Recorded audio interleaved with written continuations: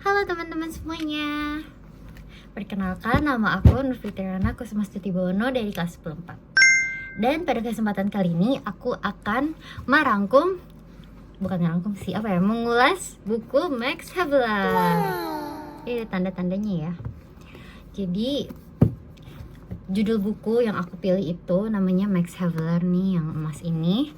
Dan penulisnya itu adalah Multatuli atau Edward de Westdekker. Jadi Multatuli itu adalah nama penanya Edward de Westdekker. Terus untuk penerjemahnya itu namanya Ingrid Dwijani D gitu. Nah, penerbitnya itu adalah Mizan atau PT Mizan Pustaka. Ini tuh diterbitin bukunya pada tahun 2025, jadi masih baru banget tahun kemarin. Dan kota penerbitnya itu ada di Bandung. Terus jumlah halamannya itu ada 484 halaman, yang di dalamnya itu ada 20 bab dan 2 lampiran. Ada juga profil sedikit mengenai si Multatuli ini. Nih, Edward de Westdekkernya. Terus lampiran itu isinya itu terjemahan dari puisi Belanda yang ada di dalam buku ini gitu. Sebenarnya alasan aku milih buku ini itu karena covernya itu bagus. Terus juga aku suka banget sama bukunya ketika aku baca deskripsi singkat di balik bukunya ini. Oke, jadi ini juga ada sedikit profil tentang Multatuli ini. Kalau kalian mau lihat Multatuli. Oke, aku bakalan meringkas isi ceritanya seringkas aku dan seingat aku ya. Jadi kalau kalian merasa ada yang kurang, ya kalian bisa beli bukunya terus kalian baca sendiri. Soalnya kalau misalnya denger ringkasan orang aja itu kayak kurang gak sih? Kayak kalian terus baca sendiri dan tahu gitu di halaman berapa aja cerita yang aku ceritain ini. Dimana tempat cerita yang aku ceritain ini? Hah? Ya gitu deh pokoknya. Oh ya, disclaimer, aku itu bukan pengulas buku yang hebat. Dan juga aku mengulas buku ini cuman sebisa aku dan seingat aku. Aku mencoba untuk mengulasnya sebaik mungkin dan sedetail mungkin. Jadi kalau misalnya ada yang kurang, mohon maaf banget. Kalian bisa beli bukunya terus kalian baca sendiri kira-kira di mana yang kurang gitu. Jadi aku cuma mau menceritain supaya kalian tertarik beli aja. Oke. Jadi awal mula dari cerita ini itu ketika awal mula pertemuan Tuan Dorkstapel yang merupakan seorang makelar kopi, dan dia itu punya prinsip yang mana prinsipnya itu dia nggak percaya kebohongan. Terus dia bertemu dengan teman lamanya dulu yang namanya itu Max Havelaar, atau dia manggilnya itu Stjalman. Nanti aku akan kasih tahu kenapa dia manggilnya gitu. Kasih tahu sekarang aja. Jadi kenapa dia manggil si Max Havelaar ini Stjalman bukan Max, karena si Max Havelaar ini pas ketemu dia lagi, dia tuh pakai shawl kotak-kotak. Makanya dari situ dia manggilnya Stjalman. Tulisannya sih Sjaalman ya. Tapi aku gak tahu bacanya gimana ya. Aku sih bacanya gitu. Oke.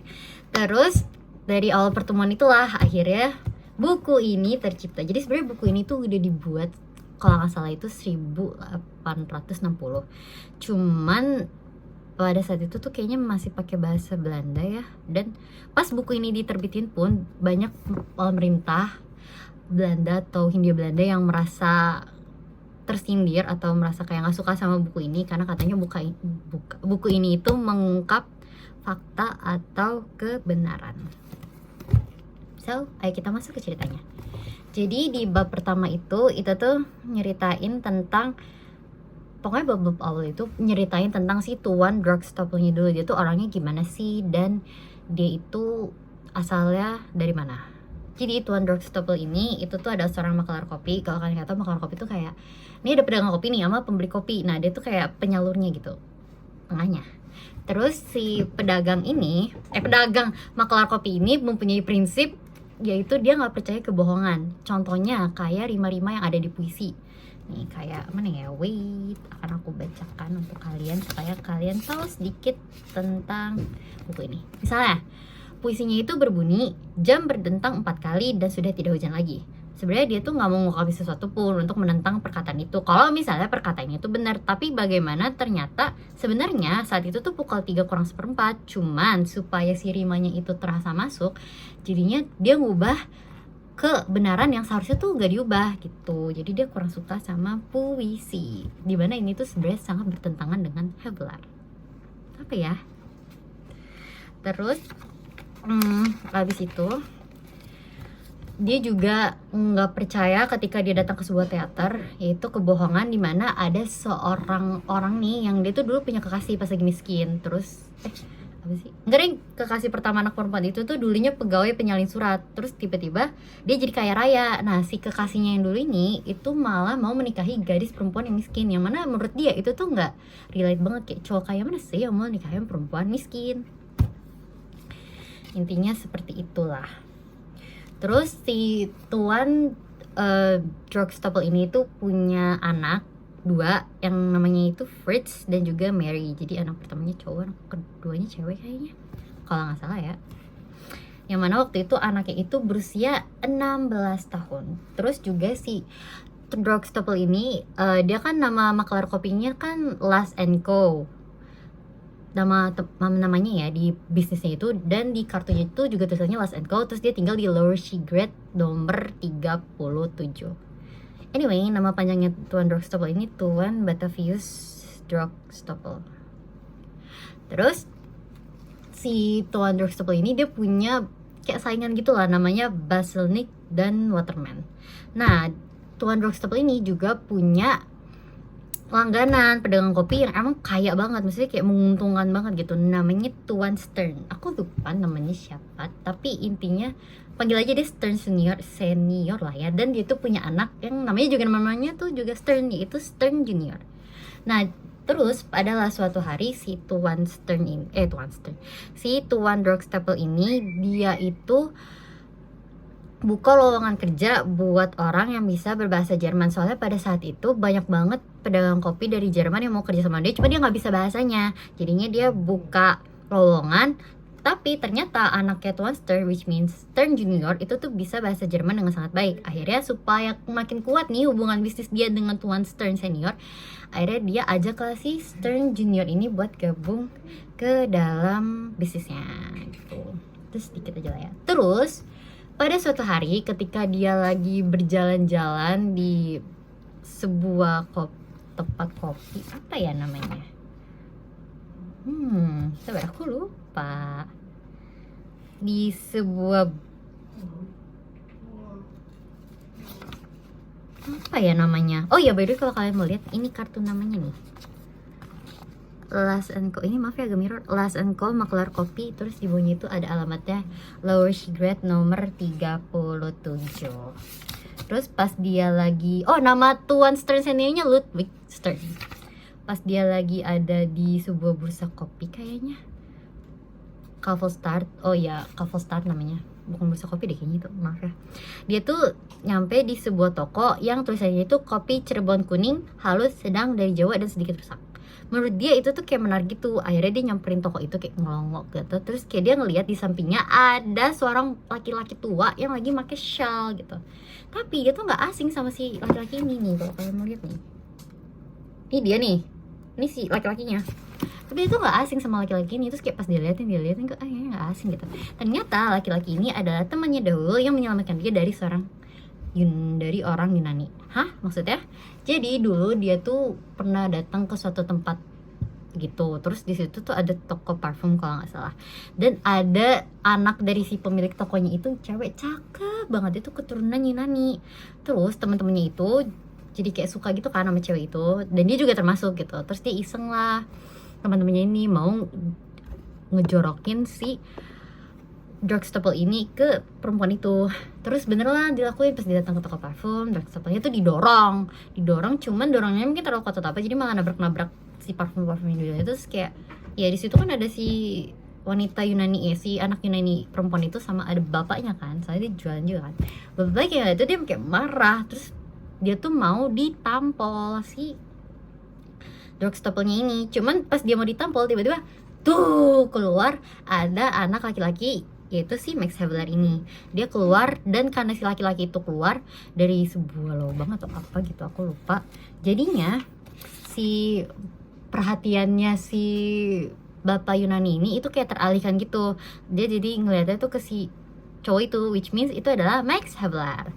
Dia ngeliat ke si Max Havelaar terus kayak mengganggu ya gitu. Terus pas di kesempatan kayak gitulah dia kabur. Si Drugstopple emang kurang ajar ya. Terus pas dia kabur, dia nggak tahu apa yang terjadi sama si Jalman ini, tapi karena si Jalman ini menyelamatkan dia dari si perizinan itu, akhirnya mungkin dia berteman kalau nggak salah. Terus itulah awal mula pertemuan dari si Tuan Drugstopple sama si Max Havelaar. Max Havelaar ini orang Belanda ya by the way. Terus akhirnya setelah pertemuan itu si Drugstopple ini nggak pernah ngeliat si Max Havelaar ini lagi, karena si Max Havelaar ini, atau kita panggil aja sejalman lah ya, kan ini dari POV-nya Drugstopple kan. Si Max Havelaar ini itu pergi ke Hindia Belanda karena dia kalau nggak salah ada kerjaan di sana, jadi dia kayak menjabat di sana gitu. Nah, ketika dia ngeliat terus kayak wow, tidak asing gitu. Nah, tapi dia tuh nggak suka sama si Jalman ini. Soalnya Jalman ini tuh kayak lusuh gitu loh. Dia tuh mikir semua orang yang lusuh, miskin itu tuh karena dia malas dan dia nggak suka sama orang-orang kayak gitu. Akhirnya dia kayak awalnya cuek-cuek aja. Tapi si Jalman ini juga cuek karena dia cuma kayak ngeliat kayak nggak asing gitu. Tapi tiba-tiba si Tuan Drugstopple ini ngasih kartu karena kan dia makelar kan, jadi dia pengen menambah gitu, siapa tahu ini kandidat untuk menjadi pekerja saya gitu. Jadi dia ngasih makelar kopi kartunya, terus dia tahu lah kamu kan ini teman saya dulu gitu. Terus akhirnya yaudah mereka ngobrol sedikit cepika-cepiki. Terus tiba-tiba si Max Havelaar ini dia tuh bilang ke Tuan Drugstopple, bisa nggak kamu terbitin buku dari hasil epigram atau puisi-puisi, pokoknya dari hasil manuskrip yang aku tulis gitu. Manuskrip itu apa ya, aku nggak tahu sih, pokoknya. Jadi dia punya dokumen-dokumen banyak nih pas dia di Hindia Belanda, dia kan nulis mulu tuh. Terus dia pengen tolong dong kamu terbitin, nanti uangnya bagi dua aja karena aku butuh duit untuk makan gitu. Itu awal mulanya lah buku ini diterbitkan. Nah udah kan. Terus abis itu Tuan Drugstopple menolak karena dia kan makelar kopi ya, bukan makelar buku gitu. Cuman Jalman ini ya dia nggak hilang arah, sampai akhirnya pada suatu hari datang sebuah paket yang isinya dokumen-dokumen gitu di rumahnya Tuan Drugstopple. Terus kayak dia bingung loh, kayak ini siapa yang ngasih gitu, tapi dia tahu itu tuh Jalman yang ngasih karena kan dia ngasih alamat ini ke Jalman kan. Terus mungkin Jalman ini emang cerdas atau apa, jadi dia masukin dokumen-dokumennya terus dia kirim ke rumahnya si Drugstopple gitu. Cuman Drugstopple tuh awalnya ya nggak peduli, sampai dia tuh dapat undangan buat ke rumahnya keluarga Major. Waktu itu tiba-tiba pas dia lagi di rumah Major itu kalau nggak salah dia makelar gula, terus kayak lagi party lagi apa, tiba-tiba anaknya namanya Betsy itu tuh nangis, katanya nangis karena Fritz. Terus habis itu ya dia kaget gitu dong, terus dia bilang emang nangisnya kenapa gitu. Ternyata sebelum pergi si Fritz sama si Mary itu dia ngambil salah satu puisi yang ada di dalam kardus yang dikirimin oleh si Jalman ini, terus dia bacain lah ke Betsy. Terus kayak Betsy terharu gitu dan dia menjadi sedih. Nah dari situlah akhirnya kayaknya menarik deh, soalnya puisi. Jadi menurut Tuan Drugstopple tuh kayaknya dokumen-dokumen atau pokoknya kertas-kertas yang ada dalam kardus itu menarik, karena ya lihat aja seorang anak makelar gula aja tuh sampai kayak wow, dia tuh kayak tersentuh gitu hatinya. Jadi dia mutusin ini kayaknya juga bisa deh buat jadi sumber uang aku menurut si Tuan Drugstopple. Oke lanjut, maaf ya tadi post dikit. Terus akhirnya si Tuan Drugstopple ini ngajaklah Fritz, karena kan itu kalau nggak salah terjemahan dari bahasa apa gitu, dan katanya bukan Fritz, Stern. Terus katanya Stern itu bisa nerjemahin, maksudnya dia bisa nulis ulang gitu. Ya udah, terus ternyata pas dia ngajak Stern, ngajak Fritz, dan juga ajak Rose Magic atau siapa ya, pokoknya dia ngajak. Jadi satu grup itu isinya 3 orang nih, Stern yang nerjemahin, terus Fritz yang apa ya, aku lupa. Wait. Bentar ya guys, maaf banget.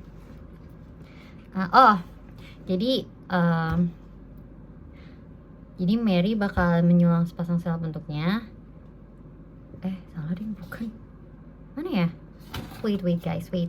Aku lupa. Pokoknya ada Stern, Mary, sama si Fritz. Tapi yang nulis bukunya itu Stern ya. Nah Stern itu nulis buku berdasarkan dokumen-dokumen yang dikirimin si Jalman. Tapi di tengah pengerjaannya si Stern ini ngerasa bingung sama beberapa kata, dan dia minta tolong buat Tuan Drugstopple ini buat tolong dong datengin si Jalman dan tanyain ini maksudnya apa gitu. Akhirnya Tuan Jalman datang ke kediamannya. Tapi sebelum dia tahu kediamannya, pernah nih suatu saat si Stern sama Fritz itu pergi ke sebuah lelang buku gitu. Nah dia tuh lihat ada sejalaman yang kerja di sana guys. Tapi waktu dia lihat ada sejalaman itu lagi dimarahin sama atasannya gara-gara katanya sejalaman itu menjatuhkan sebuah buku gitu. Dan di situ tuh ketahuan bahwasanya sejalaman ini tuh digaji dengan tidak layak alias uangnya tuh dikit banget. Jadi kayaknya lebih menguntungkan kalau misalnya sejalaman ini kerja bareng Tuan Drogstopel gitu. Jadi kayak kamu nggak menguntungkan lah di kerja di sana gitu. Udah kan, terus abis itu nah dari situlah dia jadi pergi nih datang ke lelang buku itu, terus dia nanya orang yang marahin si sejalaman itu, terus sama si orang yang dimarahin ini dikasih nih alamat gitu. Terus si Tuan Drogstopelnya ini balik, dia ngambil bingkisan buat dibawa ke rumahnya sejalaman karena akhirnya kayak datang dengan tangan kosong gitu. Terus dia datang ke alamat itu dan dia lihat itu rumahnya tuh kayak di belakang sebuah gedung gitu, kayaknya tuh kayak kesannya tuh rumah orang yang kurang berada gitu. Terus dia ketok lah, dek dek dek gitu. Terus buka pintu nih, duk gitu. Yang buka ternyata anak kecil. Terus dia nanya, Tuan Drogstopel ini dia pengen ngobrol sama ayahnya gitu. Tapi si anak kecil ini nggak tahu ayahnya di mana. Jadinya dia manggil ibunya. Ibunya datang kan. Terus abis itu ya Tuan Drogstopel ini manggil ibunya itu Nyonya. Jadi ternyata guys yang buka itu adalah Tine, istrinya Max. Udah kan, terus habis itu Tine suruh masuk, suruh duduk dan berbincang-bincang gitu. Terus ada suatu saat tiba-tiba anaknya ini datengin Tuan Drogstopel terus bilang, kenapa kamu memanggil ibuku Nyonya? Karena orang-orang di sana memanggil ibuku Madam. Terus kayak Tuan Drogstopel pas denger kayak, ih gak banget, maksudnya kayak gue lebih kaya dari lo dan gue harus memanggil lo Madam gitu. Dia nggak terima. Terus ya udah Tuan Drogstopel ya menjawabnya dengan halus ya, nggak kayak tadi gitu. Udah selesai berbincang, ternyata sejalaman itu nggak ada di situ. Jadi ya udah si Tuan Drogstopel ini mutusin untuk pulang. Dan adalah suatu saat tiba-tiba mungkin tapi si sejalaman ini tahu ya Tuan Drogstopel itu datang dengan niat apa gitu. Terus akhirnya si Stern ini adalah suatu saat dia ketemu sejalaman, jadi sejalamannya datang ke rumah dan dia ngasih tahu oh ini tuh mesti ini sampai akhirnya jadi deh Max Havelaar. Nah itu tuh cerita dari bab 1 sampai bab 4. Jadi dari bab 1 sampai bab 4 itu cuma dijelasin bagaimana sih buku ini tuh bisa tercipta. Nah di bab 5 sampai selanjutnya itu baru ngeceritain tentang si Max Havelaar ini, atau ketika dia di Hindia Belandanya guys. Kan dia masih Belanda nih. Terus ini tuh cerita ketika dia di Hindia Belandanya. Tapi ada juga diselipin reaksinya Tuan Drogstopel ketika Stern nulis terus Tuan Drogstopel baca gitu. Dia tuh juga nyelipin reaksinya di dalam buku ini guys. Sekarang kita masuk ke ceritanya Max Havelaar dulu ya. Nah cerita dari Max Havelaar ini tuh dimulai dari apa ya, kita lihat dulu bab 5 guys. Wait, aku lupa. Terusnya biar terasa. Oh ini by the way cerita pas ini si Tine istrinya Max Havelaar dan ini Tuan Drogstopel. Jadi kita mulai masuk ke ceritanya Max Havelaar ya. Jadi awal mulanya di bab 5 itu dijelasin pokoknya di daerah antara distrik Pandeglang dengan jalan-jalan raya menghubungkan distrik Pandeglang dengan Lebak itu tuh jalannya rusak, jelek dan tidak terawat lah gitu. Terus juga ketika kalian lewatin jalan itu tuh kalian bakal ngeliat banyak pelancong atau traveler guys kalau kata orang-orang. Terus juga di sana itu jalanannya itu jelek banget lah pokoknya, sampai si pelancongnya itu bilang kayak ya Tuhan gitu. Ya gitu deh pokoknya.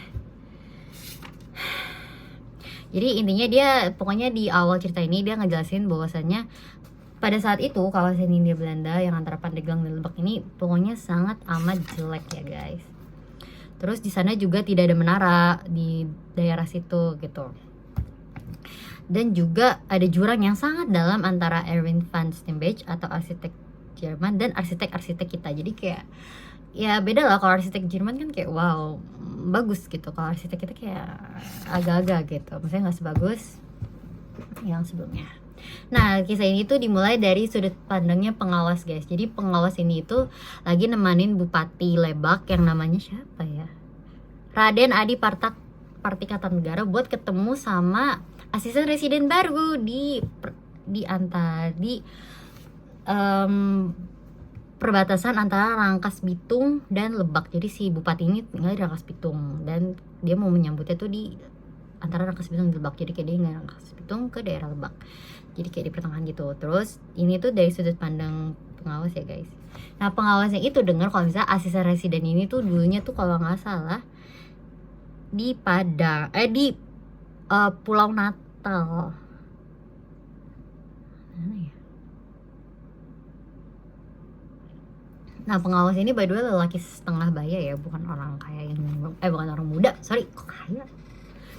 Terus abis itu ya udah dia nungguin lah tuh di situ. Nah tapi sebelum si pengawas ini asisten residen yang baru ini datang dulu nih komandan. Nah komandan ini tuh cerita tapi pakai bahasa Belanda ya ke si pengawas ini, kan pengawasnya orang Belanda ya, jadi bupatinya ini nggak tahu si komandan ini cerita apa. Pokoknya komandan ini tuh cerita tadi pas di tengah jalan dia kedatangan 2 orang yang ngadu ke dia gitu, kalau misalnya ya dia nggak suka kerja paksa gitu, intinya mengeluhkan lah sistem kerja di sana gitu. Cuman ya komandan itu yang nggak bisa apa-apa katanya, kalau mau dia bilang tunggu aja asisten residen yang nanti akan datang, karena katanya asisten residen itu sangat menegakkan keadilan gitu. Gak lama datanglah nih kereta, jadi kan dia kayak nunggu di pendopo gitu kan. Terus datanglah kereta yang mana isinya tuh ada residen, asisten residen, dan mini keluarganya serta babu. Jadi yang pertama keluar itu adalah asisten residen. Dia tuh terlihat sangat tegas, kulitnya pucat, dan ya kayak orang Belanda pada umumnya lah. Residen ini aku lupa namanya siapa, tapi dia residen Banten ya. Jadi buat kalian yang nggak tahu, di masa itu Hindia Belanda itu pemerintahannya itu terbagi menjadi 2. Jadi ada yang full orang Jawa, ada yang full bukan orang Jawa ya, kayak suku gitu kalau nggak salah, dan ada juga yang ada campuran tangan orang Belandanya, dimana campuran tangan orang Belanda itu jabatan tertingginya adalah gubernur jenderal, habis itu residen, baru asisten residen. Jadi kayak residen itu mungkin provinsinya kayaknya ya, asisten sumpah aku tuh bingung. Intinya paling tinggi itu gubernur jenderal, residen, asisten residen ini mungkin kayak wali kota. Terus ada lagi bupati. Kalau bupati gitu-gitu itu tuh kayak versi adat. Jadi ada yang versi adat, ada yang versi Belandanya. Kalau kalian mau lebih jelas atau lebih ngerti, beli bukunya langsung ya guys. Terus abis itu dia ketemu lah nih sama asisten residen ini. Residen ini juga ngenalin asisten residen ini ke bupati. Terus habis itu mereka pergi ke rumah asisten residen yang baru untuk pembukaan. Cuman pada saat itu asisten residen yang baru ini nggak tinggal di rumah asisten residen yang sebelumnya, karena masih ada janda sepeninggalan asisten residen sebelumnya. Jadi asisten residen sebelumnya itu meninggal guys. Terus asisten residen ini disambut lah oleh orang-orang pejabat di sana, dan juga dibacain tuh surat yang menyatakan bahwasanya dia telah menjadi asisten residen Lebak. Nah terus by the way, pas lagi di pendopo, itu asisten residennya itu sempet nanya ke si pengawasnya, namanya itu Verbrugge. Jadi si residen Max apa? Kita panggilnya Max aja lah ya. Jadi si Max ini pernah sempet nanya ke Verbrugge kalau misalnya di sini tuh bener ya ada kerja paksa dan segala macam. Terus Verbrugge kayak, tapi dia nggak berani guys. Dia sayang jabatan kayaknya. Terus abis itu akhirnya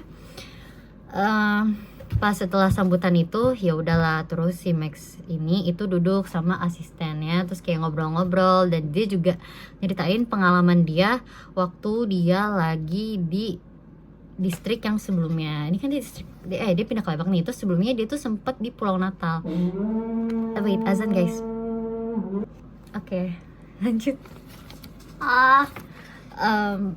Jadi sebelum aku mau ceritain tentang pengalamannya si aku ceritain dulu. Jadi katanya dia pernah denger, dia tuh dulu pernah di tempat yang sebelumnya dia tuh mengangkat tentang keadilan. Jadi dia kayak nyepuin nih ke atasannya bahwasanya ada loh bahwa bupati yang menyalahgunakan kewenangan gitu.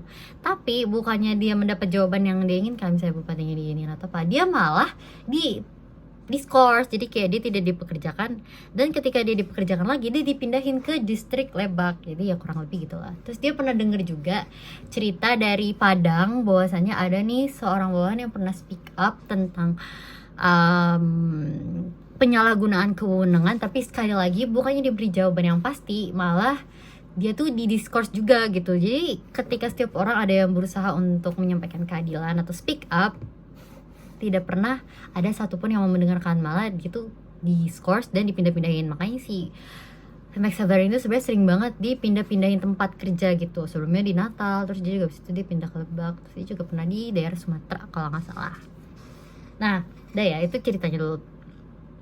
Ketika Stern udah nulis ya, intinya kayak gitu, bahwasannya ada kewenangan di Hindia Belanda. Terus Tuan Drogstopel kan baca kan kayak, terus dia gak percaya, dia kayak ini semua tuh omong kosong gitu. Lihat aja just Jalman, dia aja kismin, maksudnya dia aja tuh miskin, dan dia tuh kayak hidupnya nggak jelas. Itu sebenarnya bukan karena mereka, bukan karena kerja paksa atau kewenangan, bukan karena pejabat-pejabat itu, tapi karena emang dia tuh males dan enggan-engganan gitu loh kerjanya, menurut si Tuan Drogstopel. Terus Tuan Drogstopel itu juga pernah datang ke sebuah khutbah, dimana yang si pengkhutbah itu namanya Weyler, jadi kayak W-E-L-A-R.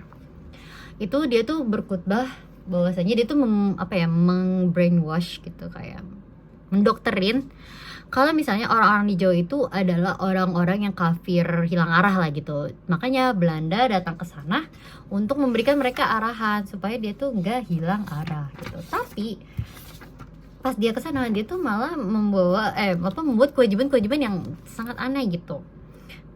Nih, tulisannya kayak gini.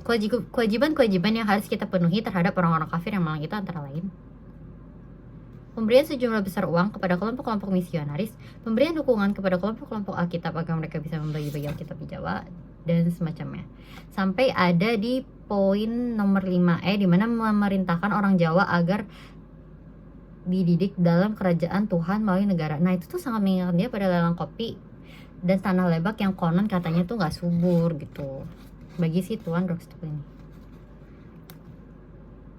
Terus juga tas orang tuh bisa jadi ya menurut dia ya, kok aku hilang arah ya, ya pokoknya menurut dia semua itu kebohongan lah. Soalnya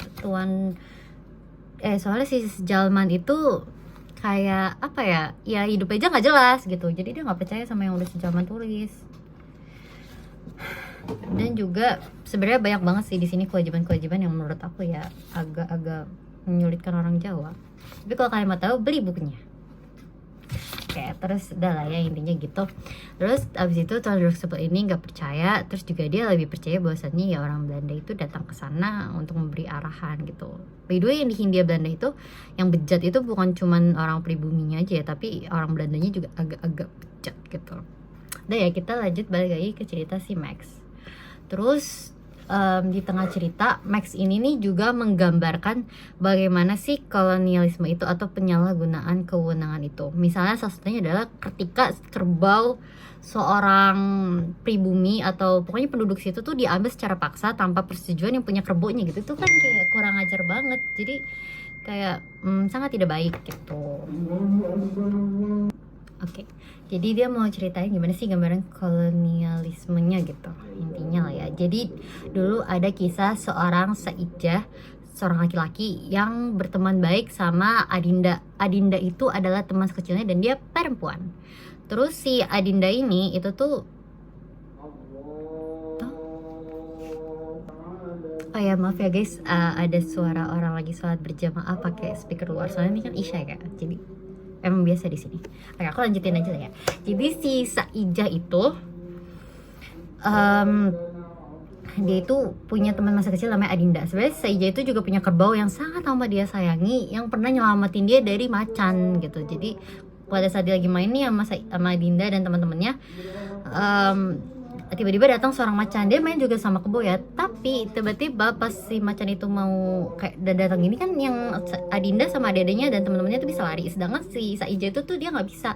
Akhirnya dia bisa tertiduran dan pasrah. Tapi siapa sangka ternyata kerbaunya itu nolongin, jadinya dia sangat mencintai kerbaunya itu. Terus juga yang karena kerbau itu nolongin, jadi kerbaunya tuh luka-luka gitu loh, dan yang ngobatin itu ibunya. Namun sayang sekali ketika Saijah kayak bertumbuh lebih besar dikit, bertumbuh dewasa, kerbaunya itu diambil sama pemerintah secara paksa. Jujur mereka itu sangatlah sedih dan terpukul lah pastinya. Terus juga ada di satu momen dimana ayahnya Saijah ini lupa bayar pajak, sehingga ayahnya ini kabur karena dia nggak mau dihukum kan. Namun ternyata pas dia kabur itu ketahuan, terus dia ditarik dan katanya dia tuh dicambuk. Tapi ayahnya itu katanya meninggal pada saat itu atau meninggal gara-gara gila, gara-gara ditinggal istrinya. Aku lupa. Ya intinya begitulah ya. Terus abis itu karena Saijah udah kayak bener-bener hopeless gitu, dia sendirian kan, akhirnya dia mutusin untuk merantau. Tapi sebelum merantau dia minta tolong Adinda untuk jangan lupakan aku dan temuin aku di bawah pohon gitu, di sebuah pohon gitu. Terus Adinda kan bingung kayak, emang kamu baliknya kapan gitu. Terus habis itu si Saijah ini bilang, ya kamu hitung aja 3 kali 12 bulan atau 36 bulan gitu. Terus dia merantau lah nih ke Batavia. Dia tuh sebenarnya merantau karena dia tuh mau beliin kerbau buat si Adindanya ini gitu. Jadi dia pengen menikahi si Adinda, cuma dia pengen kaya dulu gitu. Ketika merantau ternyata karirnya berjalan semacam, jadi kaya dong dia. Terus akhirnya dia mutusin untuk pulang. Di perjalanan dia kayak udah kangen banget sama Adinda gitu. Terus pas lagi di perjalanan dia mikirnya Adinda mulu. Tapi ada satu momen yang bikin dia sedih ketika dia sampai di bawah pohon itu dan Adindanya nggak kelihatan gitu, padahal itu waktunya pas. Dia tunggu, ternyata Adinda itu udah pindah dari desa itu karena ayahnya lupa bayar pajak dan ayahnya nggak mau Adinda dan ayahnya ini serta yang adik-adiknya itu, kalau nggak salah ibunya udah meninggal ya, itu dihukum gitu. Jadi dia mutusin untuk kabur. Terus si Saijah yang dengar itu dia kayak nggak bisa, aku harus ketemu Adinda gitu. Terus akhirnya dia merantau ke sebuah kota. Di sana dia berperang dulu. Terus kayak selesai peperangan itu kalau nggak salah dia nyari-nyari nih tentang alamatnya Saijah. Terus dia nemu, dan ketika dia samperin ternyata rumahnya Saijah itu udah terbakar. Dan juga dia nemuin atau dia ngeliat si Dinda itu udah meninggal. Itu kayak sedih banget sih. Terus akhirnya ya udah, dia juga mungkin depresi, aku lupa lanjutannya gimana, tapi intinya ya endingnya gitu, sad ending. Sebenarnya kan itu nggak akan bisa terjadi kalau misalnya ketika pada saat itu Adindanya nggak pindah ke sana kan, gara-gara bapaknya lupa bayar pajak gitu. Cuman ternyata pajak di sana tuh ketat dan mahal banget, jadinya ya bapaknya takut gitu. Habis itu udah kan. Terus sebenarnya penulis ini nggak tahu ini tuh fiksi atau enggak, tapi intinya gambaran ketika terjadi pengambilan paksa kerbau di mana itu sangat merugikan, itu yang pengambilan paksa kerbau itu merugikan, ya gambarannya kayak gitulah endingnya. Jadi intinya yang sangat merugikan masyarakat Jawa atau pribumi gitu. Terus akhirnya terus setelah dia cerita kayak gitu, dia beberapa hari kemudian apa gitu, pokoknya dia lagi di ruang kerjanya nih si Max Havelaar ini. Terus dia dapat dokumen di mana selisih dari pekerjaan yang tahun sebelumnya sama tahun sekarang itu jauh banget, which means itu kan artinya ada kerja paksa. Jadi kayak tahun sebelumnya tuh lebih dikit, tapi tahun sebelumnya tuh orangnya lebih banyak tapi upah yang dibayar tuh sedikit, sedangkan yang ini tuh kayak upahnya banyak, terus juga yang pekerjanya tuh banyak, kayak setara. Jadi kayak gambarannya gitu lah ya. Yang satu nih kayak ada gambar-gambar kerja paksa, yang satu ini nggak ada. Dan Max Havelaar itu sadar ketika dia melihat dokumen itu. Terus dia mau melaporkan ini ke residen, tapi ternyata residen itu malah nanggepinnya kayak mungkin ogah-ogahan atau gimana gitu. Jadi dia ngapin kayaknya ke residen dulu deh. Terus akhirnya karena dia ditangkepin kayak gitu dan dia nggak suka, terus dia ngirim surat lah ke yang lebih tinggi jabatannya. Tapi ke jabatan yang lebih tinggi pun dia malah dianggap tidak sopan gitu. Ke gubernur jenderal kan dari presiden, terus dia ngirim lah nih ke gubernur jenderal. Ketika dia ngirim ke gubernur jenderal, dia malah dianggap tidak sopan karena dia nggak bilang dulu ke residennya. Jadi harusnya dia bilang ke residen, terus residennya ngapain ke gubernur jenderal. Tapi kok ini malah asisten residen langsung ke gubernur jenderal. Terus gubernur jenderal itu nggak suka dengan tingkah kayak gitu, tingkahnya Havelaar ini yang seakan-akan tidak menghargai yang lebih tinggi jabatannya dari dia gitu, kayak semena-mena gitu. Terus akhirnya bukannya mendapat jawaban yang dia inginkan, si Max Havelaar ini itu malah dipecat dan dia dipindahin ke distrik baru yang namanya itu distrik Ngawi, which means itu sebenarnya nggak semaju Lebak gitu. Cuman karena dia menentang gitu, akhirnya dia dipindahin. Tapi Max itu nggak berhenti di situ aja, dia itu kayak berusaha gitu, nggak mau, pokoknya itu harus ada keadilan buat orang-orang pribumi yang ditindas gitu, yang dikasih kerja paksa tanpa bayaran yang sesuai dan sepadan. Terus akhirnya sesuai atau sepadan. Terus akhirnya ya udah deh, dia ngirim surat lagi ke gubernur jenderal, tapi ternyata gubernur jenderal itu balas, dia bilang oke, temui aku gitu lah intinya. Terus habis itu terus dia mau dong nemuin si gubernur jenderal ini, dia mau bersaksi, dia bersumpah kalau misalnya itu tuh bener yang dia tulis di surat itu. Jadi intinya dia tuh ngirim surat ke gubernur jenderal tentang Kalau kalian mau tahu lengkapnya, kalian beli bukunya. Tapi intinya tuh ya tentang kerja paksa itulah. Terus ya udah dia ngajakin pertemuan dong ke gubernur jenderal ini, tapi gubernur jenderal ini terus menolak. Dan pada saat itu juga masa jabatan dia itu udah habis. Jadi kalau masa jabatan dia udah habis, dia tuh akan balik ke Belanda. Terus karena dia menolak terus Havelaar itu nggak menyerah sampai detik terakhir. Dia coba ngirim surat lagi untuk terakhir kalinya, tapi nggak dibales. Terus juga pas dia datang ke sana nih buat ketemu sama si tuannya juga menghindar, sampai akhirnya si gubernur jenderalnya juga menghindar, sampai akhirnya si gubernur jenderal yang dia percayai adil dan bermartabat ini lah intinya udah balik ke India. Dan ya bisa kalian ketahui, dia akhirnya si Max Havelaar ini jatuh miskin, kesulitan makan dan terus mencari keadilan gitu. Jadi walaupun dia miskin dan kesulitan makan, dia tuh kayak nggak nyerah gitu. Dia tetap mencari keadilan untuk para pribumi yang ditindas. Udah, itu cerita tentang Havelaar cuman sampai situ tuh. Tapi Tuan Drogstopelnya itu tuh kayak masih nggak terima gitu loh. Kayak ya gak jelas aja, maksudnya kayak nggak make sense aja. Soalnya ketika dia ketemu lagi sama sejaman, jadi waktu itu dia diajakin sama ayahnya untuk datang ke rumah gubernur jenderal yang dulu pernah menjabat di Hindia, tapi sekarang udah pensiun. Dia datang ke rumahnya itu rapi, bagus, terawat, gak kayak sih Max Havelaar yang mana rumahnya itu jelek dan juga hidupnya tuh lebih teratur gitu. Sedangkan si Max ini atau sejaman ini hidupnya tuh nggak teratur gitu. Jadi kayak Tuan Drogstopel ini kayaknya ya sampai akhir cerita pun masih nggak mempercayai adanya kewenangan atau kayak ketidakadilan untuk pribumi di sana, karena dia ngeliat pejabat-pejabat yang jabatannya lebih tinggi dari Havelaar aja tuh subur-subur aja gitu. Jadi kayak dia ngerasa ya Havelaar ini masalahnya, karena menurut dia Havelaar ini menyebar kebohongan melalui puisi-puisi yang dibuat. Nah kan kalian harus ingat ya, kalau misalnya si Tuan Drogstopel ini menganggap bahwasannya puisi itu adalah sebuah kebohongan dan dia tidak menyukai kebohongan. Jadi gitu deh. Terus di akhir cerita, setelah si cerita Max Havelaar ini habis, Multatuli juga sempat nulisin bahwasanya dia nulis buku ini itu untuk menegakkan keadilan bagi siapapun itu, mau pribumi atau siapapun ya, mereka berhak untuk menerima keadilan. Mana ya? Di bagian akhir. Jadi kayak ini kayaknya nggak termasuk ke dalam novelnya deh.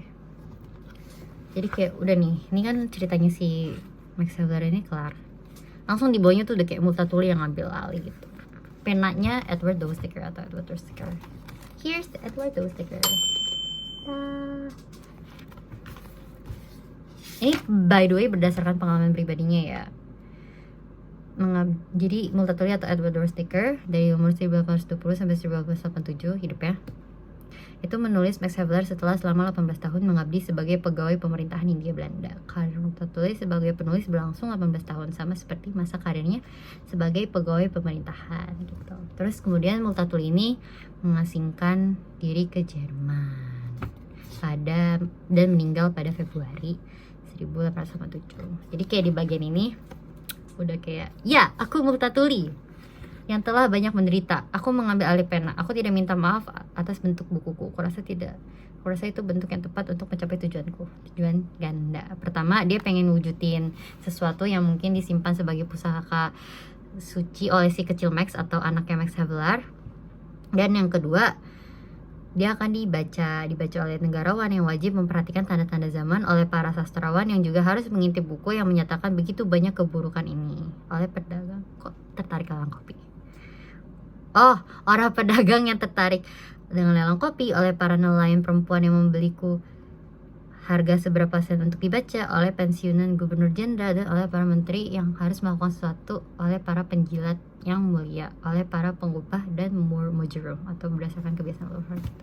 Jadi dia nulis buku ini itu pure untuk ya pengen dibaca gitu, dan dia pengen semua orang tahu bahwasanya zaman dulu pada saat pemerintahan Hindia Belanda ada loh kewenangan-kewenangan yang dilakukan oleh orang asli sana atau pribumi dan juga orang Belanda. Dan dia juga nggak peduli nih bukunya walaupun campur aduk atau apa, yang penting tujuannya itu tercapai, bahwasanya ya zaman dulu itu emang sudah tidak ada ketidakadilan.